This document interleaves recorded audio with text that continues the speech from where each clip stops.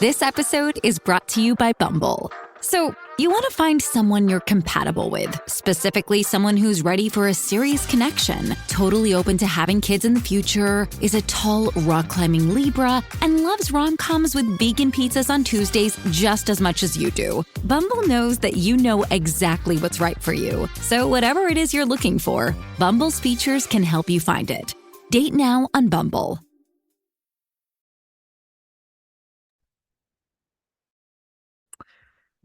Hey guys, welcome to this week's podcast episode. And I've got a fantastic guest for the audience. Today's guest, Sharon Fillmore. She's the founder and CEO of The Vital Link. She's also an author, and she's got a coaching and course program that we're going to talk about a little bit later. But her central thesis is all around communication and how it leads to different ways to achieve more health, wealth, and happiness, which she's going to elucidate for us today. I'm really happy to bring her on the show and introduce her. So, Sharon, welcome. Oh, thank you for having me. It's a great day today. So, Yeah, I really love your work that you're doing, and you were a former nurse, and now you're transitioned into life coaching, and you've got built this product to help your clients. So, talk about your journey, and I'm really excited about the delving into the meat of the show. okay. So, my journey is I started out working as a nurse. It's been it's a little over 45 years, so it's been a little while. And I worked in multiple areas. I did a lot of trauma nursing, a lot of ICU, emerge, that kind of work. And from there, I went into working in the community. And from the community, I went into teaching. And I taught for about 10 years. And I was actually at a course and I was helping somebody, and someone turned around and said, "You're a coach." And I said, "Oh, no, I'm not." And the person that was running the program said, "Oh, you are." And from there, I started taking coaching courses, and voila, I became a life coach. Yeah, and so I love this idea. And with this idea from background in healthcare, talk about this need for more life coaching for healthcare workers and how your work and your programs help with that. Okay, healthcare workers before the pandemic were already stressed. They already had not enough staff. They were overworked and tired already. So once the pandemic hit, burnout hit much more quickly. And with that comes a myriad of things like the exodus of all levels of healthcare, in all levels, and the changes in the dynamics of how things are done. And one of the things that I would love to bring back, particularly to professionals and people in healthcare, because you're near and dear to my heart, is helping you to find ways to relieve the stress, ways to distract you, and especially ways to communicate with all the people around you, whether it's your patient, your coworkers, or your management, because there's different ways to communicate with everyone. Some are very basic, and some move into other realms. So.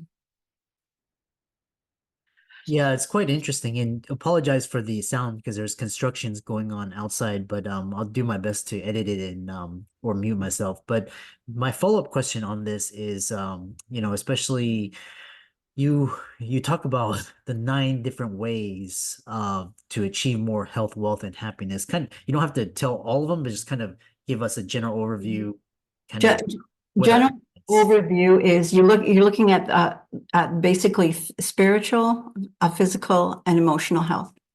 So my book talks about all 3 areas, and whether or not it's trying to figure out how to eat well when you're working nights, or whether or not it's to figure out how to work in some exercise that isn't just about work, so that's relaxing at the same time. And like I said, our belief systems, gear our life. So I talk about belief systems in the book and how to look at them and see whether or not they're serving you. So.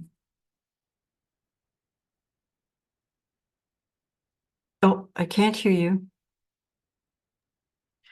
The other thing is that we know in this really dynamic and really chaotic healthcare system, how can healthcare workers step away and find more work-life balance? A lot of the younger generation, they're talking about making clinical medicine work optional, as well as they talk about cross-transferable skill sets, and also they talk about portfolio careers, which you've done. So discuss all of that.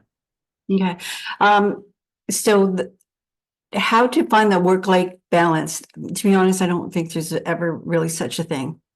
There's balance, and then there's work, and there's work, and then you balance it. And it's trying to pull it all together to be sure that you have time for yourself, time for your family, and that you find a way of, when you leave work, you leave work.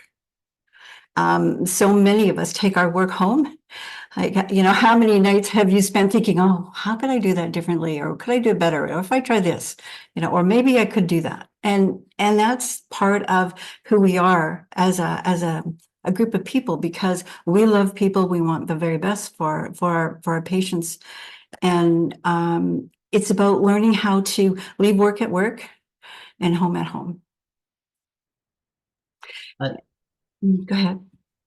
I love that. And you talk about especially setting boundaries, and that's one thing I've been really working on, is just kind of just because there's so much that you can do and so much out of your control, and that leads to a lot of fear, worry, and anxiety.